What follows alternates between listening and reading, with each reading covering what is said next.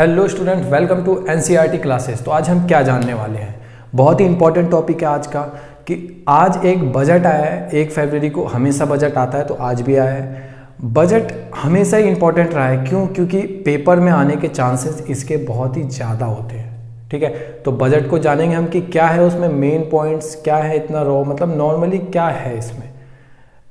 निर्मला सीतारमण तो आती हैं और इंग्लिश में बता के चली जाती हैं और कईयों को तो समझ ही नहीं आता। मतलब कईयों को क्या, मैक्सिमम को तो ऐसे, अब उनका टोन भी थोड़ा ऐसा है ना कि मतलब समझने में काफ़ी दिक्कत होती है। तो फिर एक बारी उसको देख लेते हैं कि क्या है इसमें।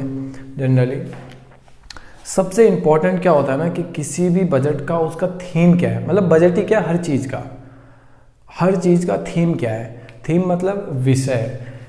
तो इस बार का ना बड़ा ही अजीब सा इसलिए क्योंकि हमारा एक अभियान है आत्मनिर्भर भारत। इस बार का जो थीम है ना आत्मनिर्भर भारत ही है, तो इसलिए ना याद करने में थोड़ा आसानी रहेगा कि आत्मनिर्भर भारत थीम ही है हमारा इस बार।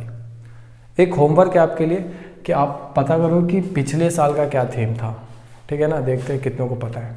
नेक्स्ट देखते हैं कि इस बार ना, पहले हम ना थोड़ा सा वैसे देखते हैं, ओवरव्यू लेते हैं कि क्या है इसमें मेनली। बाकी जो मेन पॉइंट है उसका वो हम आगे जैसे पढ़ेंगे वैसे देखेंगे आगे जैसे जैसे। तो सेकंड चीज़ कि फर्स्ट टाइम ऐसा हुआ जब पेपरलेस बजट पेश किया गया। पहले क्या होता था, पहले बजट मतलब वैसे आता था, क्या कहते हैं, अटैची वगैरह में आता था, पेपर आते थे उसमें बहुत सारे। उसके बाद फिर बही खाता आने लगा। बही खाता मतलब अभी निर्मला सीतारमण ने ही चालू करा था पिछले 1-2 साल से। तो वो बही खाते में मतलब ऐसे पलट के बही का लाल कलर का टुकड़ा आता था। हालांकि लाल कलर का इस बार भी आया था, लेकिन इस बार ही जो आया था ना उसमें एक टैबलेट था। टैबलेट से फिर सब कुछ पढ़ा है उन्होंने। ठीक है, तो ये पेपरलेस था, फर्स्ट टाइम ऐसा हुआ है। ठीक है ना, तो first time paperless budget is introduced. Union budget mobile app is launch to general public and MPs. मतलब क्या कि एक ऐप को लॉन्च किया गया है यूनियन बजट के नाम से, कि जनरल पब्लिक जैसे मैं आप ये हो गए, बहुत सारे एमपीज़ हो गए। एमपीज़ मतलब जो वहाँ पे बैठे हुए थे सांसद, तो उनको अगर जानना है कि क्या है उसमें जनरल, तो फिर वो बजट से रिलेटेड जो भी दस्तावेज है ना वो इस ऐप में आपको मिल जाएगा। आप डाउनलोड करो और देख सकते हो। ठीक है, NIC मतलब जिन्होंने इसको डिज़ाइन किया इस ऐप को NIC करके, तो वहाँ से आप देख सकते हो। ठीक है, नेक्स्ट क्या है कि number of people who file income tax return has increased from 3.31 crore in 2014 to 6.48 crore in 2020। क्या मतलब है कि GST ना फाइल करी जाती है, मतलब कि जरूरी नहीं है कि जो GST देगा वही फाइल करेगा। GST फाइल करने का मतलब होता है कि अपनी इनकम डिस्क्लोज करना है कि देखो जी मेरी इनकम इतनी है, अगर मेरी बनती है टैक्स, मतलब बनता है टैक्स, तो मेरे से ले लो टैक्स, नहीं तो फिर मत लो। तो इनकम डिस्क्लोज करना एक तरीके से हुआ। ठीक है, तो ज़रूरी नहीं है कि इतने लोग 2014 में इतने लोगों ने इनकम डिस्क्लोज करा था, अब कि इतने लोगों ने अपनी इनकम डिस्क्लोज करी है। जरूरी नहीं है कि सब टैक्स दे दें। ठीक है, इनकम डिस्क्लोज करना मतलब देख लो, अगर बनता है तो ले लो, नहीं बनता तो मत लो। ठीक है, तो वो चीज़। Tax will be same as past.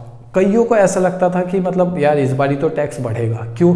क्योंकि इतना ज़्यादा अभी खर्चे हुए हैं, वैक्सीन मतलब ये कोरोना वायरस के चक्कर में इतने ज़्यादा लॉस हुए हैं, तो इस लॉस को बोरो तो हम ही करेंगे ना, तो इसके चक्कर में टैक्स बढ़ेगा। लेकिन एक थोड़ा सा अच्छा रहा कि टैक्स विल बी सेम, मतलब टैक्स सेम रहेगा जैसा पहले था।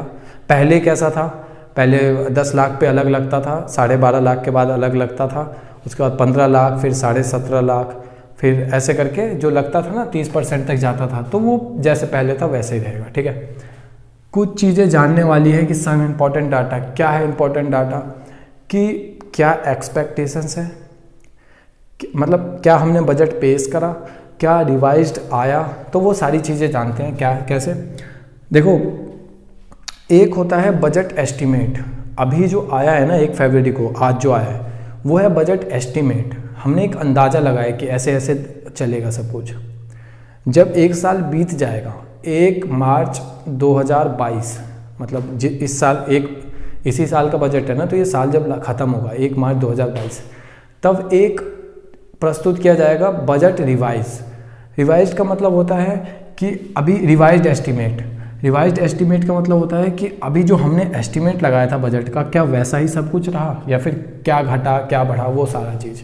ठीक है, तो पिछले साल का रिवाइज्ड एस्टीमेट क्या था, बजट एस्टीमेट क्या था, इस बार का क्या कैसे है, रिवाइज तो बाद में आएगा। ठीक है, अच्छा रिवाइज्ड भी ना हर 3 महीने पे आता है। ठीक है, तो अभी मार्च में आएगा ना, तो बाकी अभी 3 बारी तो आ चुका, मार्च में आएगा चौथा, उसके बाद फिर सब पता चलेगा। लेकिन एक आइडिया तो लगा ही लेते हैं ना कि मार्च में फिर कैसा रहने वाला है। तो ये जो है ना एग्जैक्ट आइडिया नहीं है। रिवाइज्ड एस्टीमेट अभी 2021 का, मतलब कि पिछले साल जो हमने बजट दिया था ना, उसको रिवाइज्ड करेंगे इस बार, कि जैसा हमने पिछले साल बजट दिया था वैसा ही रहा कि वैसा नहीं है। तो ये एग्जैक्ट नहीं है, थोड़ा सा ऊपर नीचे वेरी कर सकता है। क्यों? क्योंकि ये अभी टाइम तो आया ही नहीं है ना, हर 3 महीने पे आता है। तो अभी अप्रैल 31 मार्च तक आएगा। तो वो चीज़ देखते हैं। टोटल एक्सपेंडिचर, सरकार ने कहा था पिछले साल टोटल एक्सपेंडिचर होगा 30.42 लाख करोड़। ठीक है, हम लाख करोड़ में ही बात करेंगे हमेशा।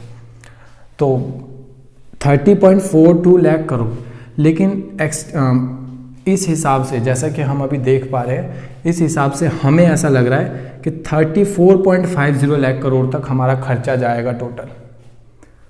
हमने एस्टिमेट करा था, हमने सोचा था जब बजट आया था पिछले साल कि हम इतना खर्च करेंगे इस साल, लेकिन इस साल तो कोरोना वायरस ये सब हो गया, तो उसके चक्कर में खर्चा थोड़ा ज़्यादा हो गया। इस बार हमने कितना बजट सोचा है कि कितना हम खर्चा करेंगे। इस बार खर्चा करेंगे 34.83 लाख करोड़। ठीक है, ये बहुत इंपॉर्टेंट चीज़ है कि ये पूछा जा सकता है कहीं पे कि इस बार का हमारा बजट कितना है। जब भी ऐसे पूछा जाएगा ना बजट कितना है, इसका मतलब वो हमसे ये पूछ रहा है। ठीक है, अब पिछले साल 30.42 में से कैपिटल एक्सपेंडिचर हमने सोचा था कितना करेंगे। कैपिटल एक्सपेंडिचर, 2 तरह के एक्सपेंडिचर होते हैं, 2 तरह की रिसिप्ट होती है। ठीक है, मतलब अगर मैं जनरल टर्म में बताऊँ तो एक तो होता है कैपिटल एक्सपेंडिचर, एक होता है रेवेन्यू एक्सपेंडिचर। कैपिटल एक्सपेंडिचर होता है वो खर्चा जिससे कोई एसेट ना बने। एसेट मतलब कोई धन ना बने। धन मतलब जैसे मैंने घर खरीदा, खरीदा मतलब पैसा गया, लेकिन बदले में घर तो आया ना, तो ये मेरा एसेट हुआ। कोई सामान खरीदा तो पैसा दिया तो सामान आया, तो सामान तो आया ना, तो ये होता है कैपिटल एक्सपेंडिचर कि मैंने कुछ कैपिटल में इन्वेस्ट करा। कुछ एक्सपेंडिचर होते हैं कैपिटल नहीं होते हैं, वो रेवेन्यू एक्सपेंडिचर हो जाता है। ठीक है, तो 2 तरीके के एक्सपेंडिचर, एग्जाम्पल से थोड़ा सा आइडिया लग जाएगा। कैपिटल एक्सपेंडिचर के क्या होते हैं एग्जाम्पल? कैपिटल एक्सपेंडिचर के एग्जाम्पल हो सकते हैं कोई मशीनरी खरीदी गवर्नमेंट ने, या फिर कोई टेक्नोलॉजी खरीदी, या फिर जैसे राफेल खरीदा, तो ये सारे कैपिटल एक्सपेंडिचर में चले जाते हैं। ठीक है, कि कुछ तो आया ना, खर्च करने के बदले में कुछ तो आया, जैसे राफेल आया, तो वो सारे कैपिटल एक्सपेंडिचर में जाते हैं। रेवेन्यू एक्सपेंडिचर क्या होता है? रेवेन्यू एक्सपेंडिचर होता है कि बदले में हमें कुछ ना मिले, जैसे इंटरेस्ट पे करना, जैसे इंटरेस्ट वगैरह पे करना। हमने लोन ले रखा है इतना सारा, तो उसमें इंटरेस्ट पे करते हैं। तो इंटरेस्ट पे करते हैं तो अभी क्या मतलब कुछ मिला क्या बदले में? हमें नहीं मिला ना। तो वो चीज़ एक्स्ट्रा खर्चा जिसे हम कह सकते हैं एक तरीके से, इंटरेस्ट हमारे लिए एक एक्स्ट्रा खर्चा हो जाता है ना, तो वो चीज़। तो ये है रेवेन्यू एक्सपेंडिचर। और भी हो सकते हैं वैसे होने को। ठीक है, तो रेवेन्यू एक्सपेंडिचर। ऐसे ही रिसिप्ट भी होता है। रिसिप्ट मतलब इनकम, कैपिटल इनकम या कैपिटल रिसिप्ट। कैपिटल रिसिप्ट का क्या मतलब होता है? कैपिटल रिसिप्ट का मतलब होता है जो बार बार ना हो, एक बार ही होगा। जैसे कोई एसेट बेच दिया मैंने, खरीदते टाइम हमने खरीदा था तो एसेट आया था, तो वो कैपिटल एक्सपेंडिचर था। अभी रिसिप्ट क्या होगा? उसी एसेट को अगर मैं बेच देता हूँ तो हर बार थोड़ी बेचता रहूँगा, एक ही बार तो बिकेगा एसेट। तो बेच के जो पैसा आया वो होता है कैपिटल इनकम। ठीक है, जैसे सरकारी कंपनियां कल को बिकेगी। एक टाइम पे टेलीकॉम कंपनी बिकी थी, पब्लिक सेक्टर हो गया था, और धीरे धीरे और भी चीज़ें पब्लिक सेक्टर होती रहेगी। कहते हैं ना कि एयरलाइंस बिकने वाला है, तो बिकेगा तो पैसा आएगा ना गवर्नमेंट के पास, तो वो जो पैसा आएगा तो वो कैपिटल इनकम होगा। ठीक है ना, वो बार बार थोड़ी आता रहेगा, एक ही बार तो आएगा, अपनी एसेट बेच के आ रहा है ना। लेकिन रेवेन्यू इनकम क्या होता है? रेवेन्यू इनकम होता है जैसे टैक्स टाइम टू टाइम आता रहेगा। सरकार भी तो कहीं पे पैसा लगाती है, तो सरकार को भी तो इनकम होता है इंटरेस्ट का, तो वो इंटरेस्ट, तो ये ऐसे इनकम है जो टाइम टू टाइम आते रहेंगे। ठीक है, तो वो होता है रेवेन्यू इनकम या रेवेन्यू रिसीप्ट। मैंने इसलिए समझा दिया ना क्योंकि अभी जब मैं पूरा बजट समझाऊंगा ना तो उसमें बार बार ही आएगा कैपिटल एक्सपेंडिचर, रेवेन्यू एक्सपेंडिचर, तो थोड़ा सा ना कन्फ्यूजन ना हो बार बार ही, इसलिए पहले ही समझ लेते हैं। कैपिटल एक्सपेंडिचर मतलब खर्चा किया लेकिन बदले में हमें एक एसेट मिला, ठीक है, और वो खर्चा बार बार नहीं होगा। रेवेन्यू एक्सपेंडिचर खर्चा बार बार होता रहेगा, ठीक है, बदले में हमें कुछ मिल भी नहीं रहा है, एसेट समथिंग। और कैपिटल इनकम कुछ गया, एसेट बेचा, एसेट कुछ गया बदले में पैसा मिला। रेवेन्यू इनकम में कुछ गया नहीं है, पैसा एक्स्ट्रा गया है बस, या तो कोई लॉस हो गया है हमें, गवर्नमेंट को कोई ऐसी त्रासदी आ गई कोई, तो उसमें पैसा लग गया, या फिर इंटरेस्ट पे कर दिया हमने, तो ऐसी काफ़ी चीज़ें हो सकती है। तो वो तो कैपिटल एक्सपेंडिचर कितना था, 4.12 लाख करोड़ हमने एक एस्टिमेट लगाया था बजट जब निकला था पिछले साल, लेकिन एक्चुअल में ये 4.12 लाख करोड़ ना होकर 4.39 लाख करोड़ हो गया, ठीक है। हो गया मतलब क्या, ऊपर नीचे वेरी कर सकता है, लेकिन रहेगा ये लगभग इतने के आसपास ही, ठीक है, क्योंकि एग्जैक्ट पता चलेगा 31 मार्च को जब क्वार्टर का फोर्थ आएगा, फोर्थ क्वार्टर का। अब रेवेन्यू एक्सपेंडिचर ये दोनों मिला के ये होते हैं, ये दोनों मिला के ये होंगे, ये दोनों मिला के ये होंगे, तो वैसे तो आप घटा के सीधा निकाल लेते, लेकिन मेरे को रेवेन्यू एक्सपेंडिचर समझाना था इसलिए मैंने इसको भी कॉलम बना लिया एक, ठीक है। तो 26.3 लाख करोड़ का रेवेन्यू एक्सपेंडिचर सोचा था पहले, लेकिन वो हो गया 30.11 लाख करोड़। अभी क्या था, एक चीज़ और कि कैपिटल एक्सपेंडिचर हमने अभी एस्टिमेट जो लगाया ना वो 5.5 लाख करोड़, सीधा कितना ज़्यादा हो गया, अभी इतना हुआ है, ठीक है, लगभग इतना। अब हमने एस्टिमेट लगाया कि अगली बार हम इतना करेंगे, लगभग 1.5 लाख करोड़ से भी ज़्यादा, ठीक है, 1.5 से ज़्यादा नहीं, लेकिन हाँ मतलब 1.2 तक कह सकते हैं। और कैपिटल रेवेन्यू एक्सपेंडिचर कितना हो गया, इतना हो गया, अभी इतना था, थोड़ा कम हो गया है, ठीक है। अब एक चीज़ और, फिजिकल डेफिसिट क्या होता है, फिजिकल डेफिसिट क्या होता है, फिजिकल डेफिसिट होता है total expenditure minus total revenue, ठीक है। मतलब क्या कि जब आपकी इनकम से ज़्यादा खर्चे हो जाते हैं उसको डेफिसिट कहते हैं, लॉस। आपके पास इनकम मतलब 20,000 रुपये का है, खर्चा आपका 32,000 हो गया, तो ये जो 12,000 का एक्स्ट्रा खर्चा हुआ है फिजिकल डेफिसिट हो जाएगा, ठीक है। तो वही चीज़ फिजिकल डेफिसिट पहले कितना था, 3.5% ऑफ जीडीपी। जीडीपी हमारी 5 ट्रिलियन की होने वाली थी, हमने टारगेट बनाया था, लेकिन हुआ नहीं वो 5 ट्रिलियन, है ना।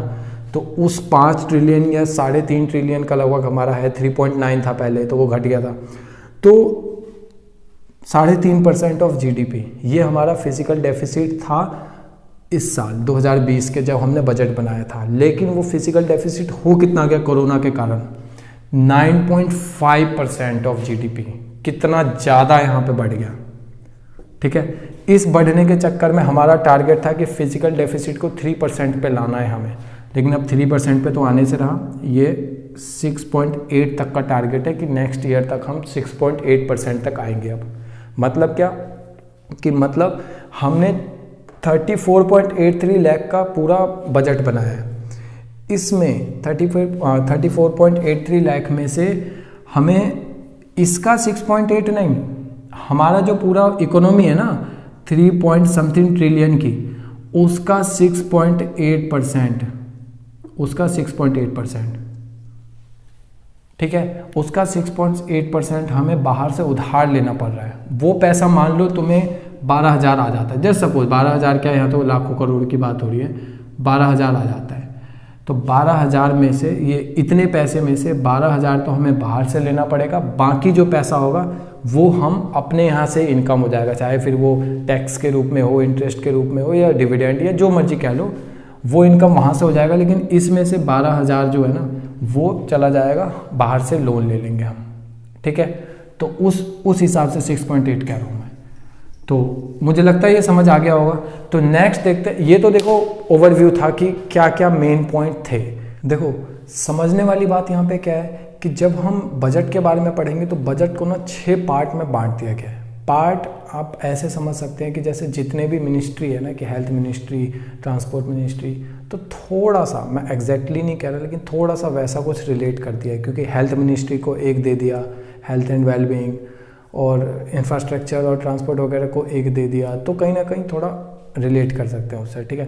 तो 6 पार्ट में बांट दिया है, 6 पार्ट आपके साइड में आ रहा होगा, और मैं क्या करूँगा, एक एक पार्ट के अंदर में जो भी इंपॉर्टेंट है, कुछ भी छूटना नहीं चाहिए, तो जो भी इंपॉर्टेंट है मैंने सारा लिख दिया है, कि अगर कुछ छूट जाता है तो ऐसे फिर लिखने का फ़ायदा ही क्या हुआ है पढ़ाने का, तो इसलिए। तो पहला क्या है कि हेल्थ एंड वेलबींग, हेल्थ से रिलेटेड, हेल्थ मिनिस्ट्री से रिलेटेड जो भी होगा वो।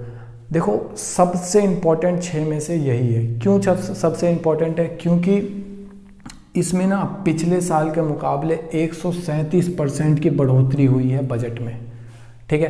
पिछले साल 90 या 94 हज़ार के समथिंग था, यहाँ पे 2,23,000 करोड़ हो गया है, ठीक है। मतलब अप्रॉक्स बता रहा हूँ, 846 भी है आगे, तो इसलिए ये सबसे इम्पोर्टेंट है, सबसे ज़्यादा बढ़ोतरी इसमें आई है, ठीक है, याद रखना।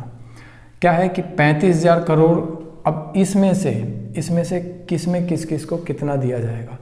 35,000 करोड़ तो कोरोना की वैक्सीन बनेगी, उसमें है, 2 वैक्सीन आ चुकी है, 2-3 वैक्सीन और आएंगी, ठीक है। मतलब अभी 2 वैक्सीन है, 2-3 और आएंगी, तो वो कुल मिला के इसके लिए है सारा। एक है न्यूमोकोकल वैक्सीन, ये न्यूमोनिया के लिए है, ये प्रॉपर मेड इन इंडिया है, ठीक है ना। प्रॉपर मेड इन इंडिया मतलब यहाँ पे कुछ बाहर से नहीं लिया गया, सारा मेड इन इंडिया है। अभी के लिए ये 5 सिटीज़ में दिया जाएगा, 5 सिटीज़ में फ़िलहाल दिया जाएगा, लेकिन जैसे जैसे ये बढ़ेगा वैसे वैसे हम हर जगह इसको फैला देंगे, ठीक है। ये न्यूमोनिया का वैक्सीन है, ठीक है, न्यूमोकोकल। एक है एयर पॉल्यूशन के लिए हमने 2,217 करोड़ का हमने डिस्ट्रीब्यूशन किया है, वो भी 42 अर्बन सेंटर्स हम बनाएंगे, उसमें हम खर्च करेंगे। ऐसे कहने का मतलब एयर पॉल्यूशन के लिए हमने ध्यान दिया है, मेजर बनाया है, और एयर पॉल्यूशन के लिए भी हमने पैसा इकट्ठा किया है। एक है अर्बन स्वच्छता भारत मिशन 2.0, ये ओ है। जब भी हम 2.0 या 2.0 समथिंग ऐसा कुछ देखते हैं तो हमें आइडिया लग ही जाता है कि पहले भी ये था, अब ये उसी को थोड़ा रीब्रांड कर दिया है, उसी को थोड़ा नया बना दिया है, तो वैसा ही है, कुछ नया नहीं है। कि अर्बन स्वच्छता भारत मिशन 2.0 पहले भी था, लेकिन इसको थोड़ा सा रीब्रांड कर दिया, एडिट कर दिया। 1,41,678 करोड़ रुपए दिए गए हैं 5 साल के लिए। 5 साल के लिए का मतलब ये सिर्फ 1 साल का नहीं है, ये 5 साल का है, तो हम बांट सकते हैं इसको 5 में, ठीक है। कब से कब तक? 2021 से 2026 तक के लिए मिला है ये पैसा। किसको? अर्बन स्वच्छता भारत मिशन को, ठीक है। एक है जल जीवन मिशन अर्बन, ये अर्बन में लिख रहा हूँ, मतलब है, ऐसा नहीं कि मैं अपनी मर्जी से अर्बन लिख रहा हूँ या ऐसा कुछ। जल जीवन मिशन अर्बन, इसको मिला है इतना 2,87,000 crore, 2,87,000 crore over a period of 5 year, 5 साल के लिए मिला है ये पैसा। मतलब ऐसा नहीं है कि 5 साल हमेशा 5 साल ऐसा मिलता रहेगा, नहीं, टोटल इतना मिला है, 5 साल का अलोकेशन इसी में होगा, ठीक है ना। 5 साल इतना नहीं मिलता रहेगा बार बार। मिशन पोषण 2.0, ये एक्चुअली एक है सप्लीमेंट्री न्यूट्रिशन प्रोग्राम और एक है पोषण अभियान। तो न्यूट्रिशन प्रोग्राम और पोषण अभियान को मिला के एक नया बना दिया, मिशन पोषण 2.0, ठीक है। तो हम इसमें क्या करेंगे पोषण में? अच्छा, पोषण में ना एक ही चीज़ नहीं होता, पोषण में काफ़ी चीज़ें आती है, जैसे स्कूल में मिड डे मील मिलता है तो वो भी हो सकता है, या फिर गरीबों को खाना मिल रहा है कि नहीं मिल रहा। कहने का मतलब कि आदमी को न्यूट्रिशन मिलते रहना चाहिए, ठीक है ना। अब वो चाहे स्कूल के बच्चों में हो, गरीबों में हो, सड़क पे जो सोते हैं उनको हो, कोई भूखा ना रहे, तो वो सारी चीज़ें इसमें देखी जाएगी, ठीक है। PM आत्मनिर्भर स्वास्थ्य भारत योजना, ये एक न्यू योजना, मतलब नई योजना बनाई गई है। जैसे नई योजना इंट्रोड्यूस होती है ना, तो ये टोटल न्यू है, इसमें कोई एडिटिंग वगैरह कुछ नहीं है, टोटल न्यू योजना है, ठीक है। ये 6 साल के लिए इसको पैसे मिले हैं, कितने? 64,180 करोड़, 64,180 करोड़ 6 साल के लिए मिले हैं इसको, ठीक है। ये टोटल न्यू योजना है, अगर ज़रूरत पड़ेगी तो एक्स्ट्रा पैसे भी दिया जाएगा आने वाले टाइम में अगर ऐसा हुआ तो। अच्छा, एक चीज़ और कि स्क्रैपिंग पॉलिसी का मतलब होता है, स्क्रैप मतलब होता है कूड़े का भाव।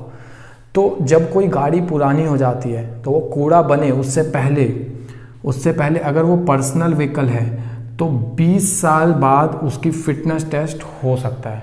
ठीक है, अगर फिटनेस टेस्ट होता है अगर बेकार हो जाता है तो फिर तो जाहिर सी बात वो अनफिट हो जाएगा, उसके बाद फिर आपको नई गाड़ी खरीदनी पड़ेगी। तो आपका तो पैसा जाएगा लेकिन कार कंपनी का फ़ायदा होगा थोड़ा सा। ठीक है, फिटनेस टेस्ट किसका? कॉमर्शियल व्हीकल का 15 साल में होगा, कि 15 साल अगर गाड़ी चल गई है तो एक बारी फिटनेस टेस्ट होना ज़रूरी है। अगर 20 साल आपने चला लिया तो एक बारी फिटनेस टेस्ट होना ज़रूरी है। हालांकि देखो 15 साल ही होता है पर्सनल व्हीकल का, लेकिन अभी यहाँ 20 साल का कर दिया, तो आपको एक फ़िटनेस टेस्ट कराना पड़ेगा। अगर आपकी गाड़ी ख़राब हो गई है तो फिर आपको चेंज करना ही पड़ेगा। ठीक है, गवर्नमेंट आप पे दबाव भी डाल सकती है। गाड़ी अगर अनफिट है तो ज़रूरी नहीं है कि अनफिट हो, फिट भी हो सकता है, तो फिर तो कोई दिक्कत नहीं। ठीक है, तो ये तो पहला था, तो पहला हमने देख लिया। अब सेकंड क्या है? सेकंड है physical and financial capital and infrastructure. क्या है इसमें इंफ्रास्ट्रक्चर के बारे में बात हो रही है। मोस्ट इम्पॉर्टेंट ये भी क्यों? क्योंकि आत्मनिर्भर Bharat production linked incentive scheme PLI, इसको फंड किया गया है कितने से? 1.97 लाख करोड़ ओवर 5 ईयर, 5 साल के लिए इतना पैसा दिया गया। क्या है क्या ये प्रोडक्शन से रिलेटेड है कि आत्मनिर्भर भारत मतलब भारत में आके प्रोडक्शन कीजिए, इसको थोड़ा सा प्रमोट करने की चीज़ है। ठीक है, सेकंड क्या है कि textile mega investment textile parks MITRA, इसमें भी पैसा, इसमें पैसा एक्चुअली नहीं बताया गया है, लेकिन ये भी उसी का पार्ट है कि इसमें एक पार्क बनाएंगे। अभी कोई जगह एलोकेट नहीं किया गया है कहाँ बनेगा क्या बनेगा, लेकिन उसी से रिलेटेड है। ठीक है, थर्ड क्या है कि infrastructure financial development financial institution DFI, इसमें क्या है कि इसमें फाइनेंशियल इंस्टीट्यूशंस को डेवलप किया जाएगा 20,000 करोड़ के इन्वेस्टमेंट से। ठीक है, सेकंड एसेट मोनेस्टेशन, इसमें क्या है कि देखो जब भी कोई गवर्नमेंट को पैसे की ज़रूरत पड़ती है तो दो तरीके, या तो अपने एसेट्स को बेचो या नहीं तो बाहर से फिर पैसा लोन ले लो। लोन को तो फिर इंटरेस्ट भी देना पड़ेगा। तो एसेट मोनेस्टेशन का मतलब है कि अपने एसेट तो बेच सकते हो ना, अपने एसेट बेच लो। तो एसेट बेचने के बारे में बात हो रही है यहाँ पे कि कुछ एसेट्स भी बेचे जा सकते हैं। Scrap sharp increase in capital budget, capital budget में काफ़ी इंक्रीज हुआ है। हमने पहले ही देखा था कि 4.39 था पहले, अब 5.5 पे चला गया है। तो इतना जो बजट लगभग कितना 37% के आसपास, 37% के आसपास कुछ एक्स्ट्रा हुआ है पिछले साल का अगर हम देखें तो बजट एस्टिमेशन से। तो फिर ये जो एक्स्ट्रा बढ़ा है इसका एलोकेशन कैसे होगा, किसको कहाँ पैसा दिया जाएगा कितना, तो ये उसके बारे में मेनली लिखा गया है इसमें। ठीक है, तो ये सिर्फ ऐसे था, इसमें इतना नहीं जानना कि अब उस 5.5 में से कितना किसको दिया जाएगा, इतनी डिटेल में नहीं जानना। ठीक है, तो बस ये देखना है कि किन किन बातों के जिक्र किया गया है बजट में। तो नेक्स्ट क्या है कि रोड एंड हाईवे इंफ्रास्ट्रक्चर।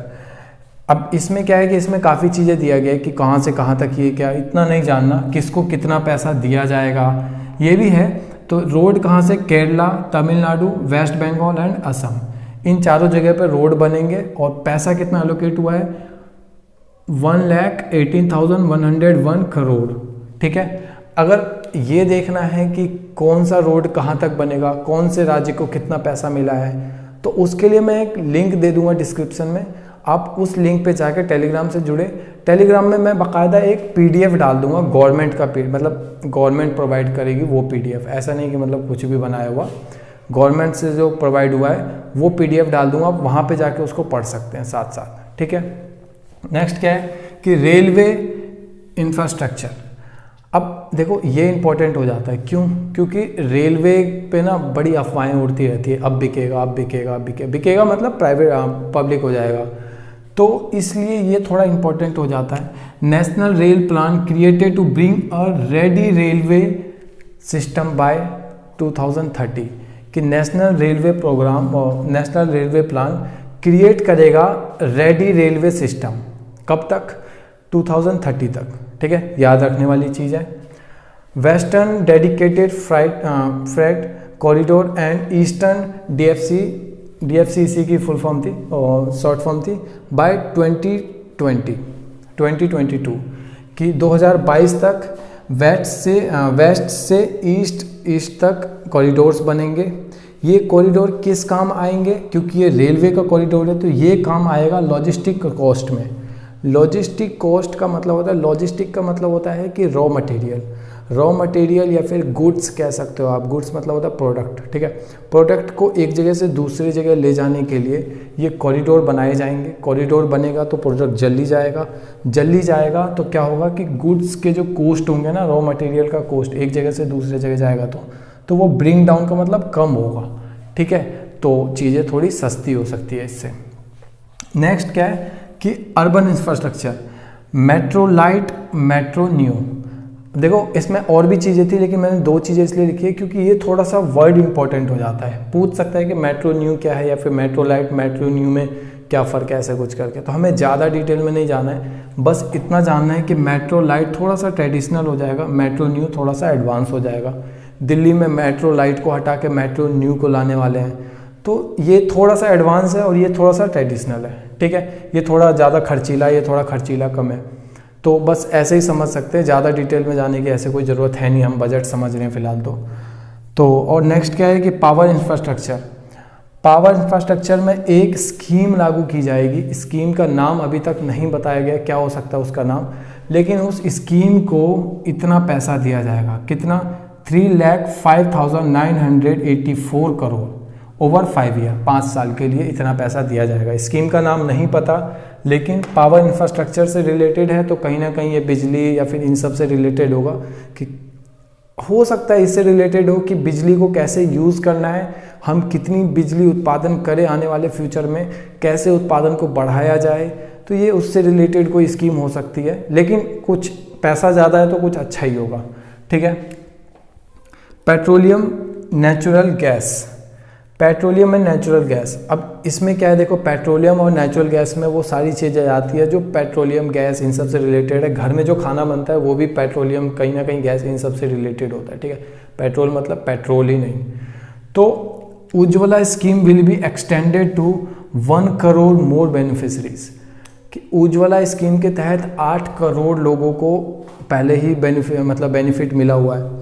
अब 1 करोड़ बढ़ के 9 करोड़ लोगों को बेनिफिट, कहने का मतलब कि 8 को तो पहले भी था, अब इसी स्कीम में 1 करोड़ और को बढ़ा दिया गया है, ठीक है। और 1 लाख सिटी, 1 लाख था या 1 करोड़ था, तो इतनी सिटीज़ को और ज़्यादा ऐड कर दिया गया है, ठीक है। A gas pipeline project to union territory Jammu and Kashmir, कि एक गैस पाइपलाइन प्रोजेक्ट बनाया जाएगा, गैस पाइपलाइन के तहत union territory Jammu and Kashmir में पहुंचाया जाएगा, ठीक है। तो ये भी बहुत इंपॉर्टेंट हो जाता है जब भी, खासकर जब भी यूनियन टेरिटरी की बात आती है ना, ऊपर नॉर्थ में जम्मू कश्मीर या फिर उधर लेह लद्दाख, तो वो और ज़्यादा इंपॉर्टेंट हो जाता है क्योंकि आपको पता ही है वहाँ पे कितने ज़्यादा सीन होते रहते हैं। नेक्स्ट क्या है कि रिकैपिटलाइजेशन ऑफ PSBs मतलब पब्लिक सेक्टर बैंक्स, इनका रिकैपिटलाइजेशन होगा कितने में? 20,000 करोड़, 20,000 करोड़ रुपए में रिकैपिटलाइजेशन होगा। तो ये सेकंड था। तो नेक्स्ट देखते हैं, नेक्स्ट क्या है। नेक्स्ट है inclusive development for aspirational India, कि यहाँ पे डेवलपमेंट की बात हो रही है। किसके डेवलपमेंट की?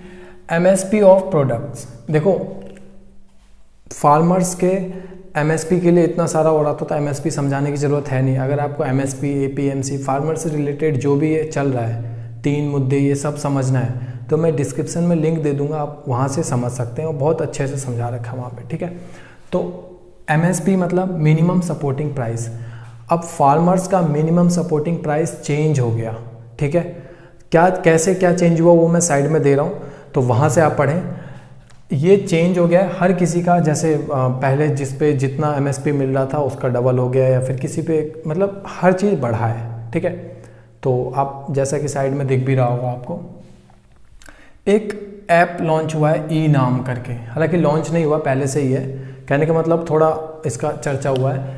E-NAM 1.68 crore farmers has registered.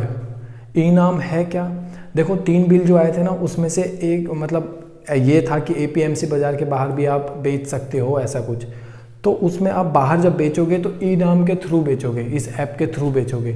इससे क्या होगा कि आपको ज़्यादा से ज़्यादा भीड़ मिलेगी, तो कंपटीशन बढ़ेगा, तो ज़्यादा से ज़्यादा पैसा मिलने के चांसेस हैं आपको, ठीक है।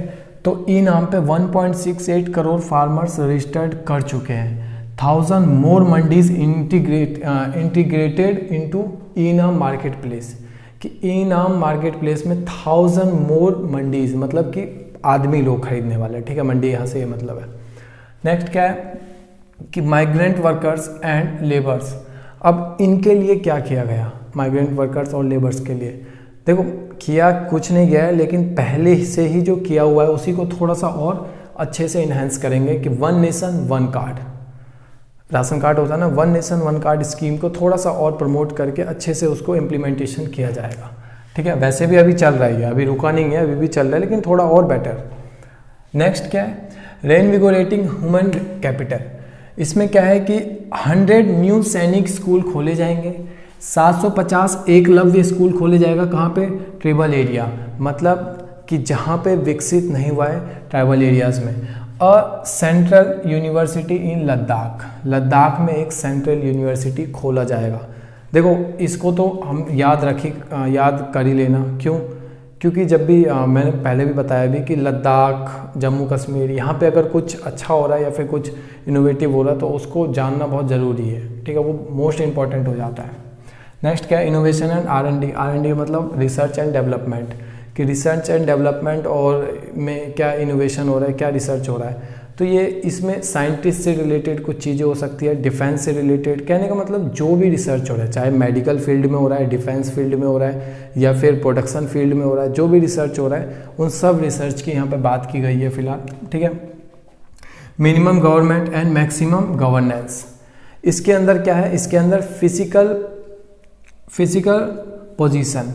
देखो फिजिकल डेफिसिट का मैंने अभी मतलब बताया ही था। फिजिकल पोजीशन का मतलब है कि हम जितना कमा रहे हैं उससे ज़्यादा खर्च कर रहे हैं कि उससे कम खर्च कर रहे हैं, कहने का मतलब पैसा बच रहा है कि उल्टा ऊपर से लग रहा है, ठीक है, उसको कहते हैं फिजिकल पोजीशन। अब पोजीशन में हम कहाँ पे कौन सा पोजीशन में है, फिजिकल डेफिसिट के पोजीशन में, क्योंकि हम जितना कमा रहे हैं उससे ज़्यादा खर्च कर रहे हैं। पहले तो देखो 3 पॉइंट समथिंग था, फिर हमारा टारगेट था कि 3 तक लाना, 3% तक, 3% ऑफ टोटल GDP। लेकिन हुआ क्या, ये 3% तो आया नहीं, 9.5, 9.4, 9.5 के आसपास आ गया ये, है ना। तो अब 6.8 का टारगेट हमने बनाया है कि नेक्स्ट ईयर तक हमें 6.8 तक जाना है, ठीक है। तो ये हमारा फिजिकल पोजीशन था।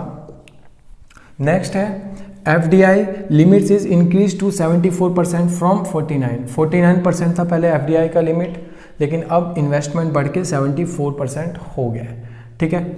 Next money allocation in different ministry.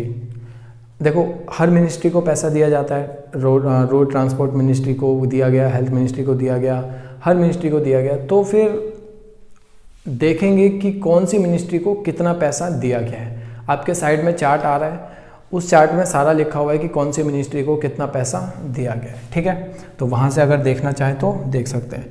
Tax relief to senior citizen, अच्छा सीनियर सिटीजन को टैक्स रिलीफ दिया गया। सीनियर सिटीजन कितना, सीनियर सिटीजन 75 साल से जो बड़े हैं उनको, 60 से प्लस वाले को मत समझना, 75 अबव जो है, जो 75 अबव हैं, ठीक है, प्लस उनको। अब 75 अबव तो बहुत सारे, सबको नहीं, जिनकी इनकम या तो पेंशन है या फिर इंटरेस्ट, अगर बैंक वगैरह में उन्होंने पैसा रखा हुआ है थोड़ा सा और इंटरेस्ट मिल रहा है बस, और या फिर पेंशन मिल रहा है, अगर यही दोनों इनकम है तो उनको टैक्स रिलीफ मिलेगा। अब कोई आदमी है जिसका बिजनेस चल रहा है, अब वो तो लाखों करोड़ों कमा रहा है और है वो 75 साल से ज़्यादा का उम्र का, लेकिन बिजनेस में काफ़ी कमा रहा है, तो इसका मतलब क्या, उसको टैक्स नहीं देना, उसको देना है, ठीक है। क्यों, क्योंकि वो पेंशन पे थोड़ी डिपेंड करता है या फिर इंटरेस्ट पे थोड़ी डिपेंड है, उसका तो एक्स्ट्रा इनकम आ रही है ना कहीं से, तो उसको पैसा देना पड़ेगा, ठीक है।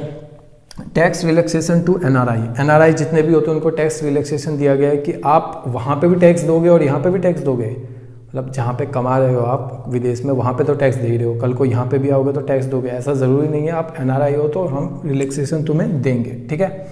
नेक्स्ट क्या है, कस्टम ड्यूटी रेट चेंज। हर चीज़ का मतलब मैक्सिमम चीज़ का कस्टम ड्यूटी का रेट चेंज हो गया है, ठीक है। जैसा कि साइड में एक चार्ट बना भी आ रहा है कि पहले क्या था बाद में क्या हो गया। मतलब मैं ना ये थोड़ा सा दिया है मैंने, ज़्यादा दूंगा ना तो फिर ये खिचड़ी सी हो जाएगी। तो इसका लिंक मैं डिस्क्रिप्शन में दे दूंगा, पूरी PDF है, बाकायदा गवर्नमेंट ने जारी करा है, तो आप वहाँ से एक बारी देख लेना। टेलीग्राम पे मैं दिखा दूंगा, तो वहाँ से एक बारी देख लेना। सबसे लास्ट में सारे के सारे ये चीज़ें लिखी हुई है, डाटा कि पहले कितना था और अभी कितना क्या हो गया, ठीक है ना। एप्पल पे, दाल वगैरह पे, पल्स पे, सब पे चेंज हो गया है।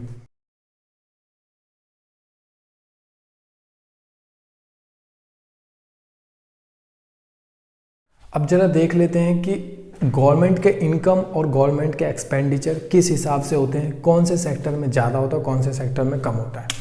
तो पहले इनकम से देखते हैं।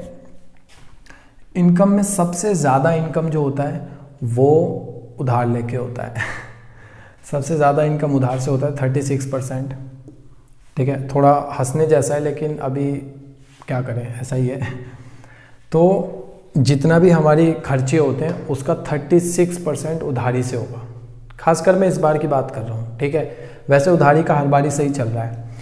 उसके बाद अगर देखा जाए तो उसके बाद 15% GST से इनकम आता है हमारा, 15%। सेकेंड नंबर पे GST है, थर्ड नंबर पे इनकम टैक्स, ठीक है। फोर्थ नंबर पे कौन है, फोर्थ नंबर पे कॉरपोरेशन टैक्स 13% पे। उसके बाद है 6%, 5%, 3%। 6% पे कौन है, नॉन टैक्स रेवेन्यू। 5% पे है नॉन डेब्ट कैपिटल रिसिप्ट और 3% पे है कस्टम्स। ये टोटल मिला के 100% हो जाएगा। मतलब अगर मैं एग्जांपल से समझाऊं तो अगर 100 रुपये कमा रही है गवर्नमेंट, 100 रुपये कमा रही है गवर्नमेंट, तो 100 रुपये में 36 रुपये तो वो उधार लेके आ रही है, 15 रुपये उसको GST से मिल रहा है, 14 रुपये उसको इनकम टैक्स से मिल रहा है, 5 रुपये नॉन डेब्ट कैपिटल रिसीप्ट से, 6 रुपये नॉन टैक्स रेवेन्यू से, 3 रुपये कस्टम से मिल रहा है उसको और 13 रुपये कॉरपोरेशन टैक्स से मिल रहा है। कुल मिला के ऐसे 100 रुपये हो जाएंगे। अगर 100 रुपये गवर्नमेंट कमा रही है तो वो इस हिसाब से बढ़ जाएगा। सेम तरीका अगर मैं एक्सपेंडिचर में देखूं कि अगर 100 रुपये का खर्चा हो रहा है, 100 रुपये का खर्चा हो रहा है तो उस खर्चे में कहाँ कितना जा रहा है, उस खर्चे में सबसे ज़्यादा जा रहा है इंटरेस्ट के पेमेंट पे 20 रुपये, मतलब 20%, ठीक है। तो अगर 100 रुपये का खर्चा है तो उस 100 रुपये के खर्चे में 20 रुपये का खर्चा तो सिर्फ इंटरेस्ट का पेमेंट जा रहा है, ठीक है ना। तो गवर्नमेंट का जितना भी खर्चा हो रहा है ना, जितना भी खर्चा, जैसे ही अभी 34 लाख का हो रहा था, मतलब 34 लाख करोड़ का जो ये बजट है, लगभग 34.83 लाख का, उसका 20% तो देखना इंटरेस्ट में ही चला जाएगा लास्ट में, है ना। तो ये बहुत बड़ा शेयर जा रहा है। जहाँ तक मेरे को याद है पिछली बार ये फर्स्ट नंबर पे स्टेट शेयर्स था, स्टेट को जो पैसा देते हैं वो था फर्स्ट नंबर पे, ठीक है। मेरे को जहाँ तक याद है, एक्चुअली मैं कंफर्म नहीं हूँ। और सेकंड नंबर पे था इंटरेस्ट पेमेंट, लेकिन अभी फर्स्ट नंबर पे इंटरेस्ट पेमेंट तो बढ़ता जा रहा है धीरे धीरे। तो 20% इसका शेयर है।